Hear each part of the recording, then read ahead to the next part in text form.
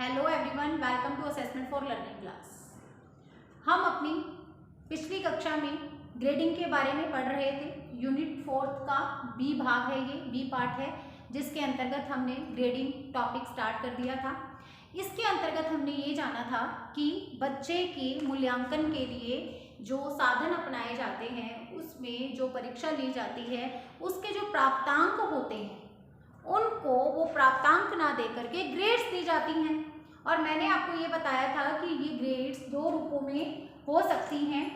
ये या तो ये हो सकता है ओ, ए, बी, सी, डी, ठीक है, ये इस तरह से ये हो सकता है, या ये हो सकता है ए, बी, सी, डी, ई, ठीक है। दोनों ही प्रकार से अल्फाबेट्स यूज किए जा सकते हैं। अब मैं थोड़ा सा इनके बारे में आपको बताना चाहूंगी। ओ से मीनिंग क्या है? उत्कृष्ट, ठीक है, उत्कृष्ट। इसके अलावा ए से मतलब क्या है? ए से मतलब है उत्तम, या जिसे हम कहते हैं बहुत अच्छा,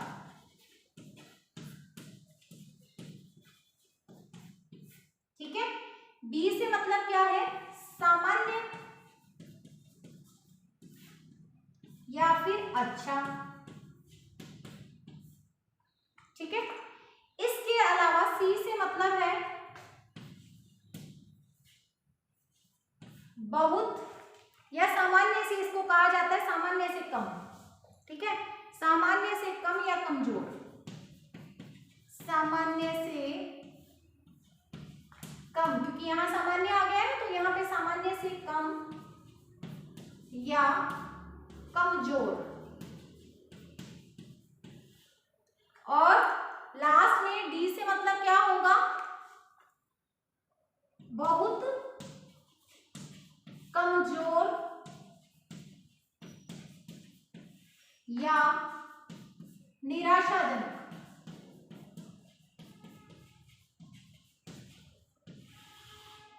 ठीक है। इस तरह से यहां पे इन ग्रेड्स का मतलब है, अगर ओ किसी को मिलता है तो मतलब उसका काम उत्कृष्ट है, बहुत अच्छी श्रेणी का है, बहुत ही अच्छा काम है, उत्कृष्ट A1 है उसका काम। इसके अलावा ए मिलता है तो इसका मतलब उसका काम बहुत अच्छा है या उत्तम है। बी ग्रेड मिलता है तो यानी सामान्य है या फिर अच्छा कह सकते हैं जिसे। सी मिलता है तो सामान्य से कम है, ठीक है, अगर एवरेज से हम बात करें तो कम है, और या फिर क्या है? कमजोर है। और नीचे है लास्ट में कमजोर, बहुत कमजोर या निराशाजनक। इसी तरह से ये इधर काम करेंगे, बस उधर ओ नहीं है, ठीक है, वो ओ से स्टार्ट हो रहा है, ए से स्टार्ट हो रहा है, लेकिन पैटर्न वही रहेगा। इनका जो कहने का, जो इनका कह सकते हैं जो मापदंड है, वो सेम ही रहेगा अल्फाबेट्स का, ठीक है। तो इस तरह से ग्रेडिंग के अंदर क्या किया जाता है? बच्चे को या तो इस ग्रेडिंग प्रणाली का प्रयोग करते हुए ये ग्रेड्स दी जाती हैं या फिर ये ग्रेड्स दी जाती हैं। अब ग्रेड देने की भी दो मेथड्स हैं, दो विधियां हैं। आज की कक्षा में हम ग्रेडिंग प्रणाली की विधियां पढ़ने वाले हैं। मैंने आपको पिछली कक्षा में जब ग्रेडिंग का कॉन्सेप्ट बताया था तभी बता दिया था कि ग्रेडिंग से संबंधित अभी जो एग्जाम्स हुए हैं उसमें 10 नंबर का क्वेश्चन आया था जिसमें उन्होंने विधियां भी पूछी थी। तो आज हम पढ़ेंगे ग्रेडिंग प्रणाली की विधियां, या ग्रेडिंग विधि की विधियां कह सकते हो आप, मेथड्स ऑफ ग्रेडिंग।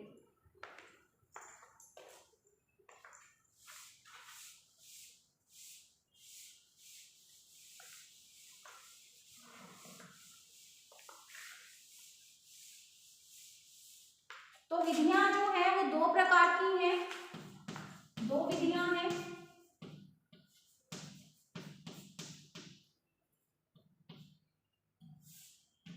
निरपेक्ष विधि या ग्रेडिंग विधि, निरपेक्ष ग्रेडिंग विधि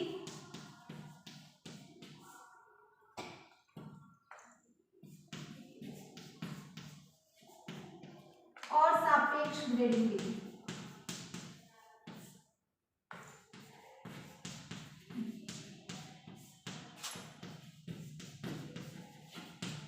ठीक है, निरपेक्ष ग्रेडिंग विधि और सापेक्ष ग्रेडिंग विधि, इन दोनों विधियों के बारे में आज हम पढ़ेंगे। आप देखिए यहाँ पे सबसे पहले हम बात करेंगे निरपेक्ष ग्रेडिंग विधि। किया जाता है, इसमें सबसे पहले जो एग्जाम लिया जाता है, तो एग्जाम लेने के बाद जो मूल्यांकन करने वाला शिक्षक है वो कठिनाई स्तर देखता है कि बच्चों के कहाँ तक नंबर आ सकते हैं। ठीक है, जैसे मैंने कोई एग्जाम पेपर लिया है तो मैं टीचर हूँ, तो मुझे ये पता है कि जो एग्जाम के अंदर क्वेश्चंस डाले हैं मैंने, उनके मेरे स्टूडेंट जिनको मैंने पूरा साल पढ़ाया है, ठीक है, पूरा साल मैंने ही पढ़ाया है, तो मुझे ये पता है कि मेरे स्टूडेंट्स इस पेपर को कौन कौन कैसे कैसे अटेम्प्ट कर सकता है और कितने नंबर हाईएस्ट मेरी क्लास के स्टूडेंट्स के इसमें आ सकते हैं। तो मैं क्या करूँगी, पहले एग्जाम पेपर का कठिनाई स्तर डिफिकल्टी लेवल डिसाइड करूँगी। ठीक है, याद रखनी है ये बात, निरपेक्ष ग्रेडिंग विधि में ऐसा किया जाता है। एग्जाम पेपर का जो भी डिफिकल्टी लेवल है वो देख करके फिर ही ग्रेड्स डिसाइड की जाती हैं कि कहाँ तक के बच्चों को आप कौन सी ग्रेड देंगे। ये बात क्लियर होगी आपके दिमाग में। कठिनाई स्तर हमने तय कर लिया है। अब इसके बाद जब हमने कठिनाई स्तर पता है कि 100% में से मेरे स्टूडेंट्स के इतने प्रतिशत आ सकते हैं, तब ही मैं इस विधि का प्रयोग कर पाऊंगी। तो अब हम इसमें आपको एक एग्जांपल के लिए बताती हूँ कि इसमें कैसे किया जाएगा। अब जैसे उसी OA वाले को देख लेते हैं, O, A, B, C और D, ये बताया ना मैंने आपको। ठीक है, O, A, B, C, D।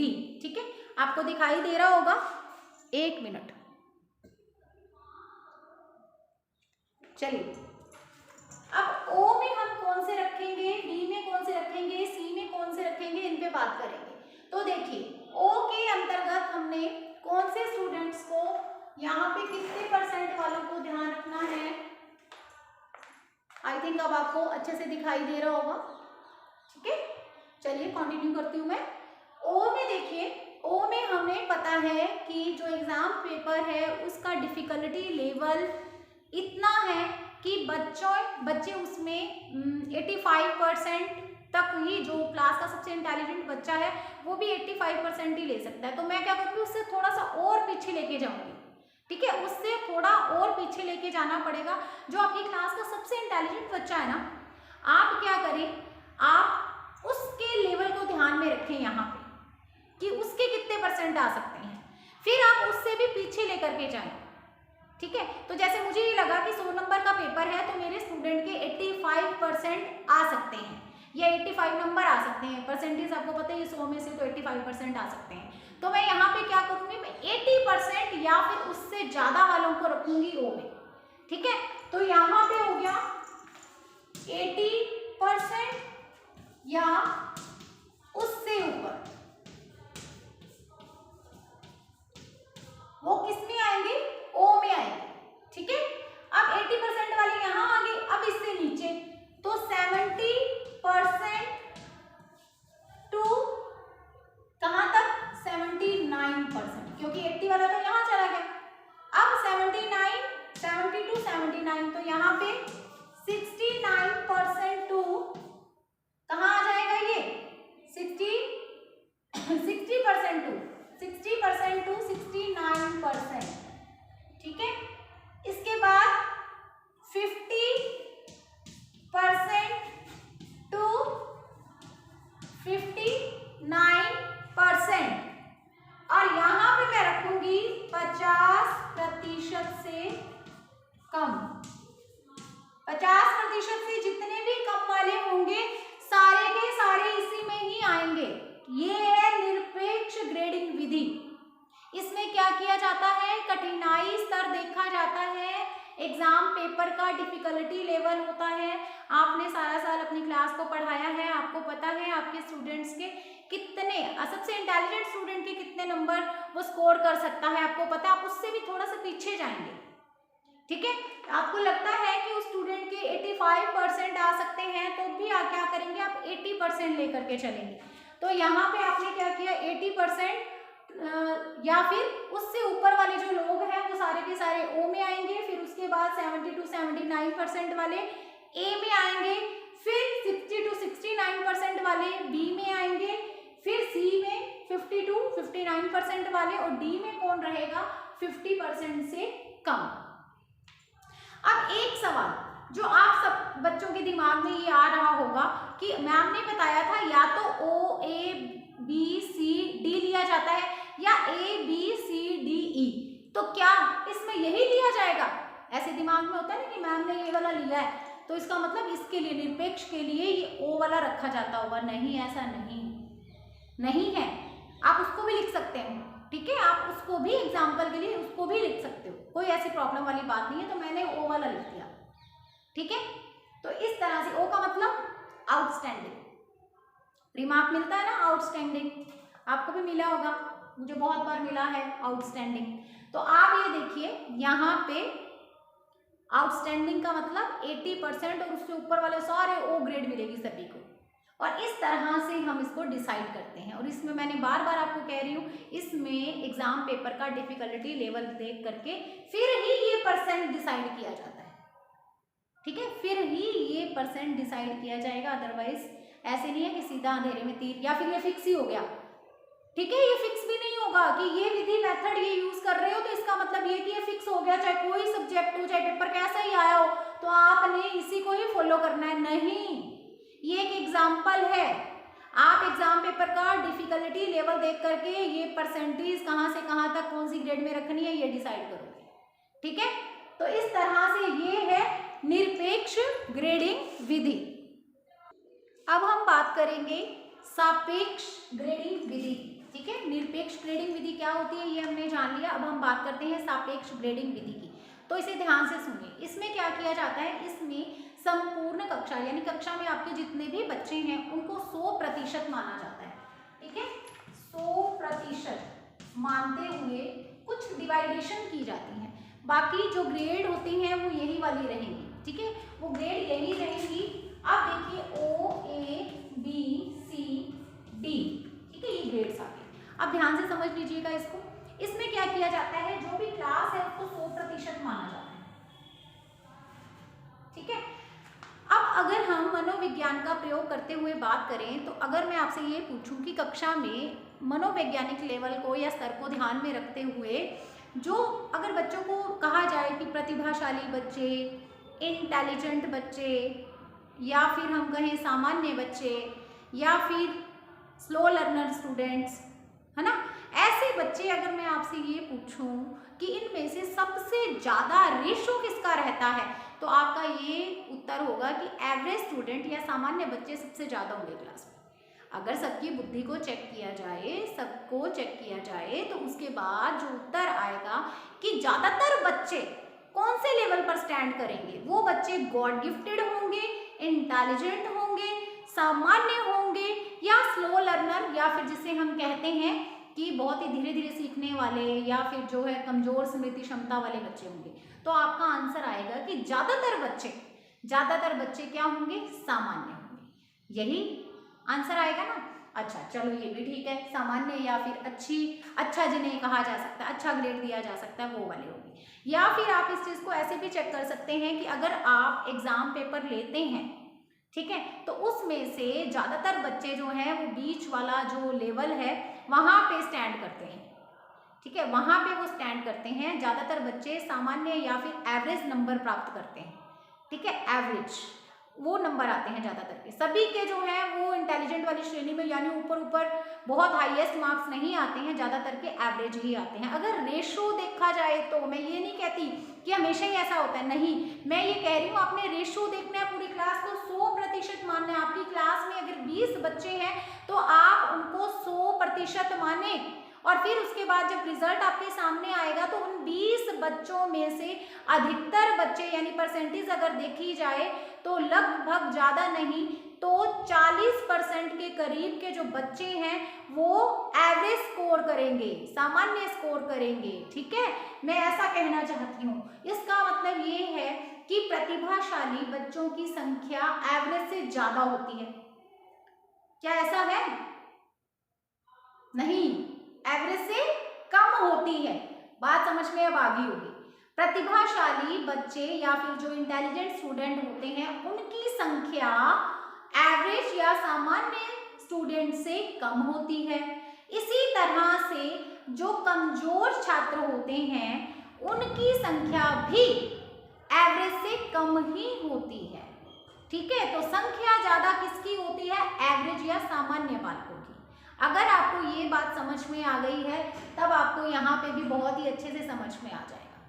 और मुझे उम्मीद है कि अब बात समझ में आ गई होगी कि मैं आपको क्या समझाना चाहती हूँ। मैं केवल इतना ही बताना चाह रही हूँ कि जब आप रेशो या संख्या देखेंगे आपकी क्लास में जितने भी स्टूडेंट है, कुल स्टूडेंट में से, तो जो रिजल्ट की लिस्ट आपके सामने आएगी उसमें आप देखेंगे तो ज़्यादातर 40% लोग जो हैं एवरेज स्कोर करेंगे। उससे भी कम बच्चों के परसेंटेज के अकॉर्डिंग उससे कम परसेंट के बच्चे जो हैं हाईएस्ट स्कोर करेंगे और उससे कम बच्चे जो हैं लोएस्ट स्कोर करेंगे, एवरेज से कम रहेंगे प्राप्तांकों में या फिर स्कोरिंग में। तो यहाँ पे आप क्या करते हैं, इसके अंतर्गत आप मूल्यांकन कर लेते हैं, एग्जाम पेपर ले लेते हैं। एग्जाम पेपर लेने के बाद आप घटते क्रम में नंबरों को लिख लेते हैं। सापेक्ष ग्रेडिंग विधि में आप क्या करते हैं, आपकी क्लास में मान लीजिए 20 बच्चे हैं, 25 बच्चे हैं, 30 बच्चे हैं, तो आप क्या करेंगे, 40 हैं, 50 हैं, जितने भी बच्चे हैं आपकी क्लास में, आपने सबका मूल्यांकन कर लिया, सबके एग्जाम पेपर्स को चेक कर लिया और उसके बाद आप क्या करेंगे, उनके मार्क्स को घटते क्रम में लिख लेंगे। लिस्ट बना लेंगे कि इस बच्चे के इतने नंबर, इस बच्चे के, उनके साथ में रोल नंबर लिख के। ठीक है, ऐसे नहीं है कि नंबरों को उनको जो है आपने सीधा ही ऐसे लिख दिया है, घटते क्रम में लिख दिया है, ऐसा नहीं है।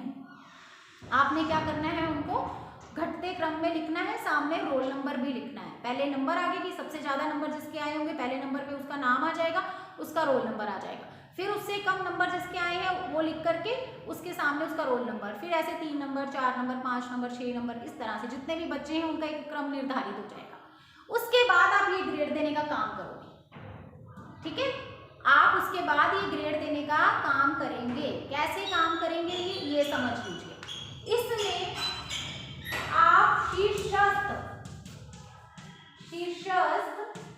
7% स्टूडेंट को ये ग्रेड देंगे। अब आपके दिमाग में आएगा कि 7% का मतलब, तो मैं बार बार कह रही हूं आपने अपने क्लास के बच्चों की संख्या को 100% मानना है। ठीक है, 100% मान करके फिर आपने डिसीजन लेना है। तो 7%, आपकी क्लास में 20 बच्चे हैं तो 20 बच्चों का 7% निकाल लो, 30 बच्चों का निकाल लो, 40 बच्चों का, 50 का, 100 बच्चों का, जितने भी बच्चे हैं आपकी क्लास में आप उसका 7% निकाल लें। और जो आपने लिस्ट बना रखी है ना घटते क्रम में, उसमें से देख लीजिए जहां तक के बच्चे उसमें आ रहे हैं, जितने बच्चे वो टॉप वाले उसमें आ रहे हैं उसको कौन सी ग्रेड दे दो, ओ ग्रेड दे दो। ठीक है, समझ में आ गया होगा, कुछ तो समझ में आया होगा। घटते क्रम में लिस्ट बनानी है, मैंने बोला है सामने रोल नंबर लिख लेने हैं। अब आप क्या करेंगे, 7% शीर्षस्थ जो ऊपर के 7% हैं, 7% से मतलब जितने भी आपकी क्लास में बच्चे हैं उनका 7% निकाल करके उनको 100% मानना है। उसके बाद उसका 7% निकाल के जितना भी आंसर आता है उसके अंदर 2 बच्चे आते हैं, उसमें 4 आते हैं, उसमें 6 आते हैं, उसमें 10 आते हैं, जितने भी आते हैं आप क्या करें, ऊपर ऊपर के वो बच्चे जो 7% में स्टैंड कर रहे हैं उनको क्या करें, ओ ग्रेड दें। उसके बाद ए के अंदर शीर्षस्थ से नीचे 24%। अब क्या करें, अब आप 24% निकाल लें, शेष जो बचे हैं उनका 24% निकाल लें। ठीक है, जो बच्चे पीछे रह गए हैं, ऊपर ऊपर वालों को तो ए ग्रेड दे दी 7% को। अब क्या करें, जो शीर्षस्थ से नीचे वाले 24% स्टूडेंट हैं उनको क्या दे दें, आप ए ग्रेड दे दें। ठीक है, उनको क्या देंगे, ए ग्रेड देंगे। बार बार समझा रही हूँ, ध्यान से समझ लो, एग्जाम में हमेशा ही ये क्वेश्चन आता है ज्यादातर। तो शीर्षस्थ से जो नीचे 24% बच्चों में जितने भी बच्चे आते हैं, 2 आते हैं, 4 आते हैं, 10 आते हैं, जितने भी आते हैं उनको आपने कौन सी ग्रेड दे देनी है, ए ग्रेड दे देनी है। इसके बाद यहाँ पे क्या करना है, यहाँ पे बी ग्रेड देनी है जो सामान्य, ठीक है, सामान्य बालक है उनको यहाँ पे आपने ये वाली ग्रेड देनी है। कक्षा के सामान्य कितने, 38% को, मैंने बोला ना कक्षा में सबसे ज्यादा जो स्टूडेंट्स स्टूडेंट्स होते हैं वो एवरेज स्टूडेंट्स होते हैं, तो इसलिए सामान्य या एवरेज को 30% को उनको सामान्य में रखना है आपने।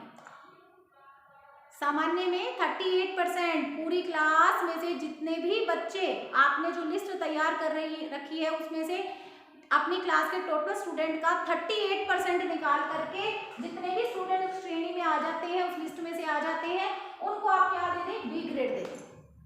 उसके बाद सी ग्रेड में आप क्या करेंगे, सामान्य से नीचे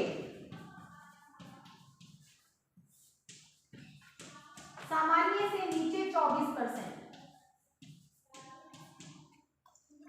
ठीक है, अब क्या करेंगे, अब सी किसको देनी है, जो सामान्य से नीचे 24% स्टूडेंट जो लिस्ट में स्टैंड हो रहे हैं उनको आपने सी ग्रेड देनी है। ठीक है, और उसके बाद डी ग्रेड किसे देनी है, तो सबसे नीचे वाले 7%, सबसे नीचे वाले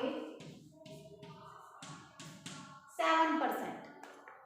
ठीक है, उसके बाद जितने भी, क्योंकि यहाँ पे देख लो इसको जोड़ करके क्लियर हो जाएगा, ये रहा 7% प्लस 24%, 31%, 31 और 38% कितना हो गया, 69%, 69 ही हो गया ना, 31 और 38 कंफ्यूजन यहाँ, 69% हो गया।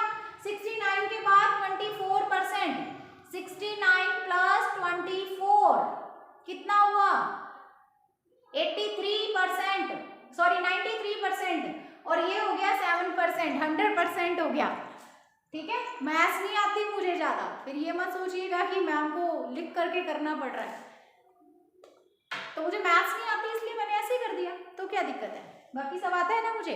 देखिए 7%, 24%, 38%, 24%, 7%, ये टोटल हो गया 100%। यही चाहिए था ना, ये रहा 100%, आ गया ना 100%। तो इस तरह से, तो उम्मीद करती हूँ कि आपको दोनों विधियां समझ में आ गई होंगी। फिर से एक बार शॉर्ट में रिपीट कर देती हूँ, अगर किसी को कंफ्यूजन है कोई, तो ताकि दूर हो जाए। जब निरपेक्ष ग्रेडिंग विधि का प्रयोग किया जाता है तो इसमें आप पहले एग्जाम पेपर की डिफिकल्टी देखते हैं और उसके बाद आप क्या डिसाइड करते हैं, आप ये ग्रेड से डिसाइड करते हैं। आप देखेंगे कि आपके क्लास के सबसे इंटेलिजेंट स्टूडेंट के कितने मार्क्स आ सकते हैं, वो कितने % गेन कर सकता है, उससे थोड़ा पीछे चले जाएंगे। ठीक है, और उसके आधार पर ग्रेड्स डिसाइड होंगी, और दोनों का जो ये होता है ना बीच का रेशो, यानी 70 to 79% ही रखा है, तो नीचे ऐसे नहीं है कि नीचे आप 50 से लेकर के वो 69 वाले रख लेंगे, नहीं ऐसा नहीं है, वो बराबर बराबर चलेगा, इक्वल चलेगा। तो यहाँ 70 to 79, 60 to 69, 50 to 59, और लास्ट में नीचे में सब डाल देते हैं। ठीक है, तो यहाँ पे 50% से कम, और जैसे कि मैंने पहले ही आपको बता दिया कि यहाँ पे आप A B C D E भी रख सकते हो, इसी तरह से यहाँ पे भी A B C D E भी रख सकते हो, जरूरी नहीं है ये O वाला ही है, O वाला मैंने लिया है। ठीक है, आउटस्टैंडिंग, ये रिमार्क मुझे बहुत अच्छा लगता है इसलिए मैंने ये वाला O वाला रखा है, आप A वाला भी लिख सकते हैं यहाँ पे। फिर यहाँ पे सापेक्ष में क्या किया जाता है, पूरी क्लास में जितने भी आपकी क्लास में बच्चे हैं आप उसको 100% मान लीजिए, और उसके बाद आपने परसेंटेज निकालनी है। आपने एग्जाम पेपर चेक कर लिए हैं, आप बच्चों के जितने भी मार्क्स आए हैं उनकी एक लिस्ट बना लीजिए घटते क्रम में, सबसे ज्यादा वाले को पहले, फिर उसके बाद कम वाला, फिर उससे कम वाला, उससे कम वाला, उससे कम वाला, सामने उनके रोल नंबर लिख लीजिए।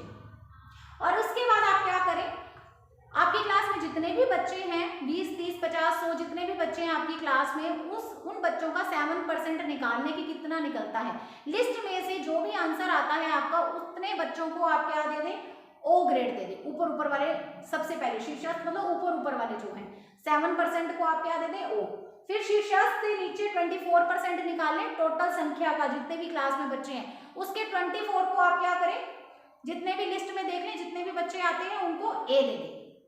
अब बार बार कह रही हूँ, लिस्ट में ऐसा नहीं है कि रोल नंबर वाइज लिखे हैं, मार्क के हिसाब से। हो सकता है कि क्लास में जो बच्चा सबसे लास्ट वाला है, अल्फाबेटिकली अगर आपने उसको अरेंज कर रखा है, अगर वो वी अल्फाबेट वाला या वाई वाला या जेड वाला है, तो इसका मतलब ये है कि वैसे तो क्लास में सबसे लास्ट में स्टैंड करता है। मैं बार बार कह रही हूँ, ये मत सोच लेना कि यहाँ पे क्या किया जाता है, जो रजिस्टर में जिस तरह से नाम लिखे हुए हैं उनके अटेंडेंस रजिस्टर में, वैसे आपने लिस्ट बनानी है, नहीं। बच्चों के उस पेपर में जितने नंबर आए हैं उनकी लिस्ट बनानी है, ठीक है। ऊपर नीचे होगी वो, कोई भी ओ ले लेगा, कोई भी बी ले लेगा, कुछ ऐसा वो नहीं है। तो आपने उस हिसाब से उसमें से 7% निकालना है। मैं ये माइंड में लेकर के चल रही हूँ कि आपको कहीं भी कोई भी कंफ्यूजन ना हो, इसीलिए मेरे दिमाग में ऐसा होता है कि आप ऐसा ना समझ लें, तो मैं साथ साथ आपको बता देती हूँ कि ऐसा मत समझ लेना। तो आपने क्या करना है, 7% टोटल में से उस लिस्ट में जितना भी 7% के अंदर जितना भी आंसर आता है, मान लीजिए आपकी क्लास में जितने बच्चे हैं उसके जब 7% निकालते हैं तो 3 ही बच्चे आते हैं, तो ऊपर वाले 3 बच्चों को लिस्ट में से आप क्या देंगे, ओ ग्रेड देंगे, ठीक है। उसके बाद 24% निकालेंगे, उसको ए ग्रेड देंगे लिस्ट में देख करके। फिर सामान्य वाला जो है वो 38% है, सबसे ज्यादा है, तो 38% को आप बी ग्रेड देंगे, सामान्य में रखेंगे। फिर उसके बाद सामान्य से नीचे 24% देख करके लिस्ट में से उनको सी ग्रेड दे देंगे और डी ग्रेड उनको देंगे जो बाकी पीछे रह जाएंगे, यानी सबसे नीचे वाले 7%। क्योंकि हम जब इन परसेंटेज को जोड़ते हैं तो ये 100% होना चाहिए, तो यही हमारा हो जाएगा। ये है मेथड्स ऑफ ग्रेडिंग, निरपेक्ष ग्रेडिंग विधि और सापेक्ष ग्रेडिंग विधि। अभी ये ग्रेडिंग वाला टॉपिक कंप्लीट नहीं हुआ है, अगली क्लास में भी हमने ग्रेडिंग के बारे में पढ़ना है। सो अब आगे का जो भी मैटर है वो अगली क्लास में पढ़ेंगे। Have a nice day, God bless you.